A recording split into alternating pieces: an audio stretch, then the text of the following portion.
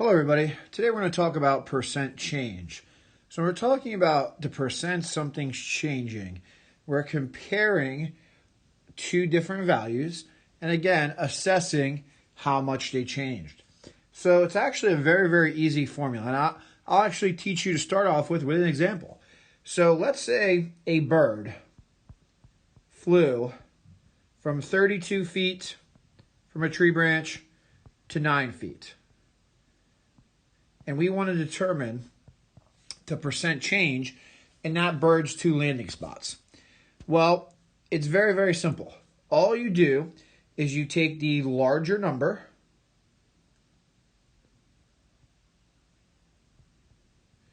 and then subtract that by the smaller number. But now here's where you got to be careful. You divide by your original number. I'll explain what that means in a second. And when you get that answer, take that final answer, multiply it by 100. And that will give you your percent change. Now, you still have to state whether that's an increase or a decrease, but that's also very easy. So let's do it for this problem. So if we plug in the numbers, 32 is our bigger number, right?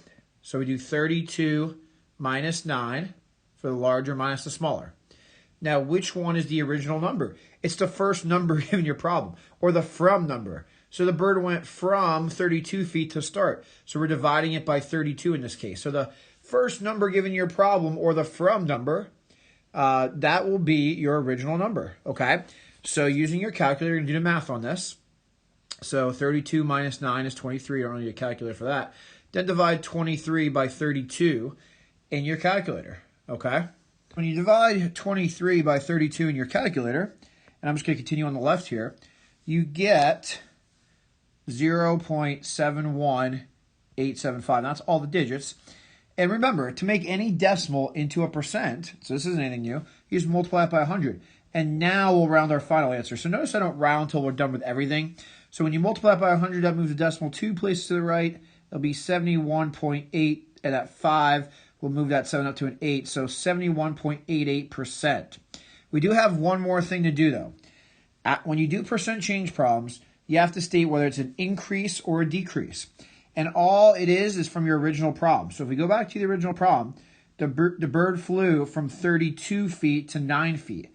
So they went down, right? They started at 32 and they went to 9. So that's a 71.88% decrease. And that's our final answer. Okay? It's as simple as that. Percent change, subtract your larger number minus your smaller number.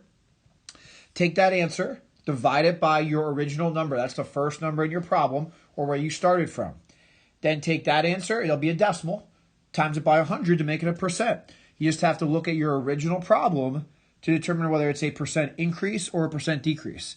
The word increase or decrease has nothing to do with your final answer in terms of like the numerical value. It's from the original problem. We went from 32 to 9, so that's a percent decrease. Okay, so here's another example. So let's say we're talking about a student's marking period grades. Let's say this is, I'm just throwing this out there. Let's say this is English, CP English 9. So let's say a student in marking period 1 earned a 73. They were getting used to virtual instruction a little bit, or hybrid instruction. And then the second marking period, they got their act together a little bit and studied a little bit more. They got a 95. So what would be the percent change in their two grades? So now you should look at that problem and know that it's an increase because they're going from 73 to 95, right? It's going up. Increase. So subtract your two numbers, but always subtract the larger number minus the smaller number. Now, we're going to take that answer, and I like to set the problem up first before you enter it in your calculator. We're going to divide that by the original number. Remember, the original number is the first number in your problem, or what you started from. So that's we're going to divide this answer by 73. Okay? So now we can do some math on it.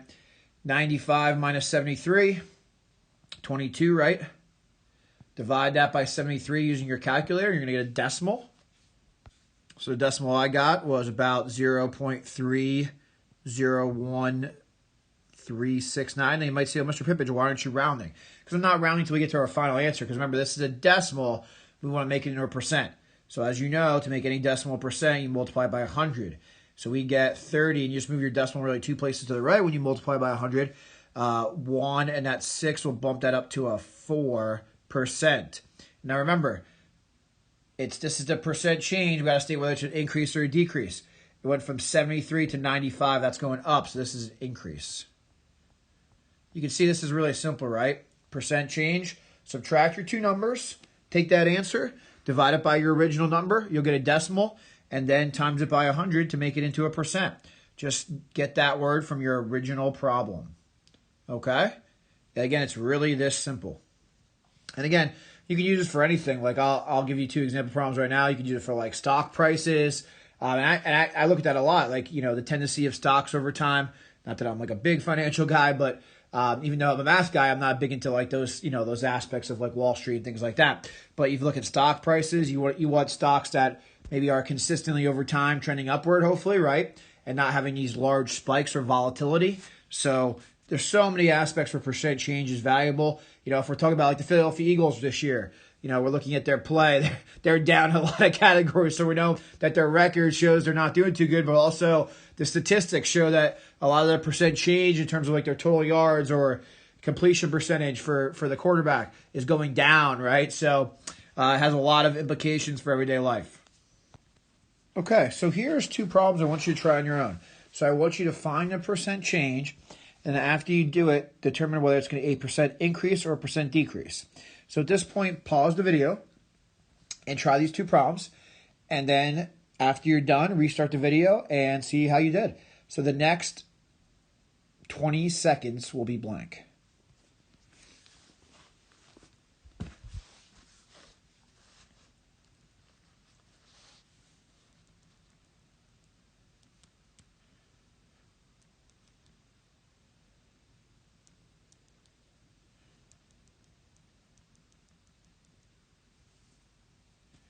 Okay, so hopefully you got to try these two problems on your own.